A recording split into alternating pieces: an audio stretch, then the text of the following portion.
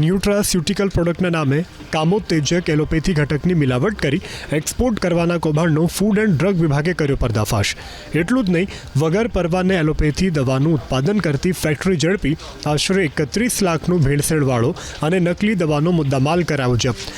દસક્રોઈ તાલુકાના કટવાડામાં ન્યુટ્રાસ્યુટિકલ્સના લાયસન્સ હેઠળ દવા બનાવડાવી અને તેમાં કામોત્તેજક ઘટક સિલ્ડેનાફિલ સિટ્રાટ્રેનો પાવડર ઉમેરી અને મોટા પાયે એક્સપોર્ટ કરવામાં આવતું હતું.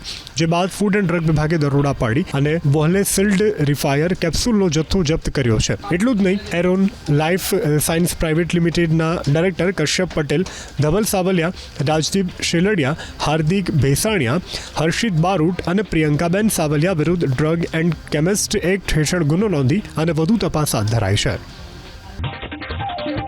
જામનગરમાં ભૂમાફિયા જયેશ પટેલના ભાઈની ગેરકાયદે સંપત્તિ પર તવાઈ. જયેશ પટેલના ભાઈ ધર્મેશ પટેલની રણજીત સાગર રોડ ઉપર ગેરકાયદે 2 દુકાનો આવેલી હતી. મહાનગરપાલિકાની ટીમે બંને દુકાનો ઉપર બુલડોઝર ફેરવી દીધું. અંદાજે 500 સ્ક્વેર મીટરની જગ્યા ખાલી કરાવાઈ. મહાનગરપાલિકા અને પોલીસ પ્રશાસનની આ કામગીરી રાજ્યસભા સાંસદ પરિમલ નથવાણીએ બિરદાવી.